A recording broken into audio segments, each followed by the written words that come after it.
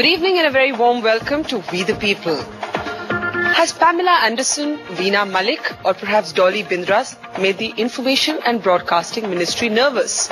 This past week, the I&B Ministry suggested that several reality shows, in this particular case, Big Boss, the current season, and Rakhi Ka Insaf, were too raunchy for prime-time bans. Of course, the High Court has intervened and put a temporary stay on that issue. But on the program today, we look at the wider questions. The strange new confessional culture, voyeuristic culture, exhibitionist culture that India seems completely entrapped by and swayed by, with people watching these shows yet damning them. Is that a paradox? Also, the government believe that these shows are not made for prime time, primarily because they believe that they were too adult. They should be aired only after 11 p.m. because our kids should not be watching these shows. But is that relevant in the age of YouTube and the internet, where censorship has become almost impossible? And should the government be playing nanny at all?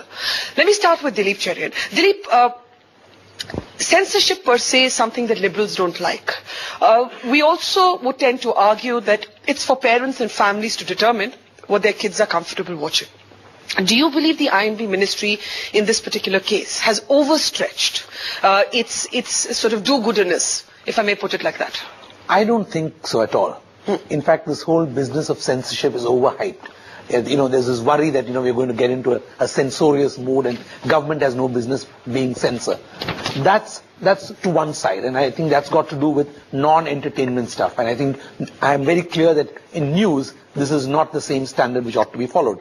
However, as far as the censoring is concerned, given the fact that you have at the moment a methodology by which you censor movies, where you take a choice about going to a movie hall and watching, and here you're bringing this kind of bad taste home. I'm not saying vile or vulgar, I'm just saying poor taste home at prime time. There is something wrong with it, and I think that it makes sense if entertainment programs also get a kind of certification as to whether it's universal viewing or whether parental guidance is worth watching. So you're saying this is not censorship, this is merely applying to entertainment television the same parameters that are applied to cinema?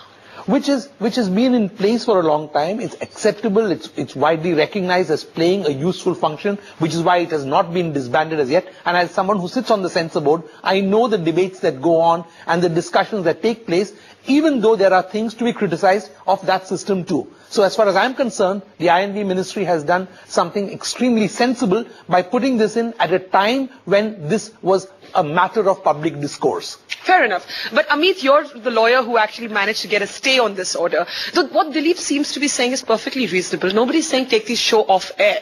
He's basically saying that even entertainment television needs a kind of, how movies have ratings under parental guidance, adult, and so on, or for people under 18. We have these ratings in cinema. Why are we so up in arms and branding the government as a sort of would-be nanny when it comes to these shows? Barkha, let's understand the core issue and why we filed this petition.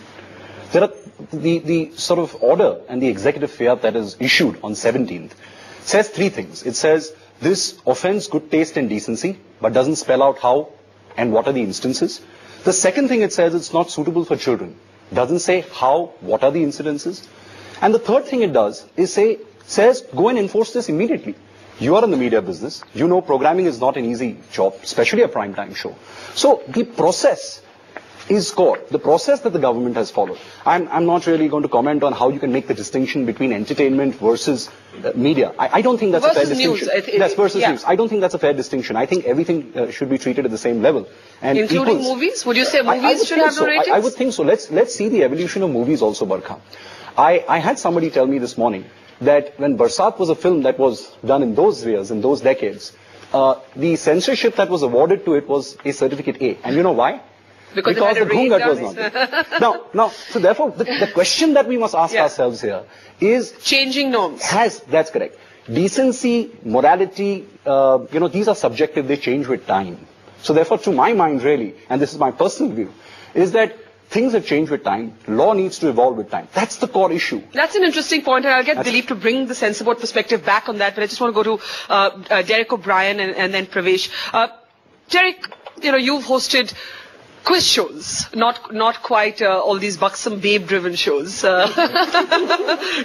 put it politely, and no offense meant.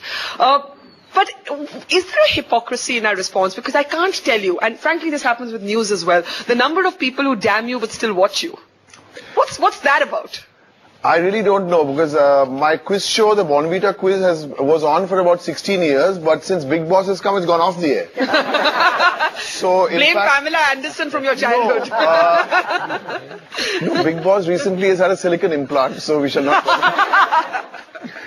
But no, on a more serious note, in fact, last week, about 2 weeks ago, the Indian Television Academy were giving us these awards, and you know, some of these shows got awards. And when I was accepting the award, this is what I said. I said maybe because the intelligence quotient of BQC was so low. But I think the 2 points I want to respond to what he said. Chief, the lawyer. Now, I don't know much about law, but you said about indecency. And you were talking about children, and you were talking about the cause, or they didn't give you enough time, right? Okay? I think that's the issue, because on 1 and 2, I mean, are you really comfortable with Veena massaging and that kind of, you know, how do you know she massages? Do you watch? No, I got an SMS today from my colleague who used to watch this show with his 10-year-old son and his 13-year-old daughter. They'd watch it, and now he's a little mixed up, because now he said if they started after 11 o'clock, they won't watch it because they've got school the next day. So he wanted his kids to watch this? He was watching it with his children. Now he said because it's 11 o'clock, he won't watch it with his kids.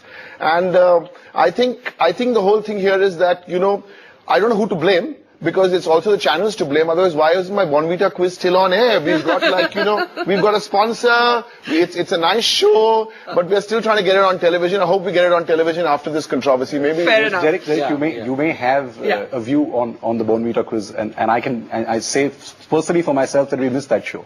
Yeah, we certainly do. I mean, I certainly. Big part of my points you made. Yeah, but points you made. You said there was no distinction. Now we need to examine the decency part and whether it's for children. My view is that the show is Big Boss. Let me sort of rephrase. Now, are you the lawyer speaking or are you the parent speaking? Are you the lawyer speaking or are you the parent speaking? Parents? Well, I'm not a parent, but let me say this. Let me say this. No, let's see what are the 2 core issues. The issues is the process that has been followed in this executive fiat, in the manner in which and the hurry in which it has been issued. You can't have the executive acting on a knee-jerk reaction. No, is your problem with the philosophy of the order or the process? Second, Barka. Like I said, second, in terms of prescription of law, let's be clear where we are on the law, and then let's understand it in that context. The INB ministry has what are known as self-governing regulations, which are on their website, but not implemented. So today, even there is a certification process that is followed there on the website, but it is not enforced. No, so the question, now let's look at the programming code. Let's quickly look at the programming code. As far as self-implementation is concerned, the Advertising Standards Council has a self-certification.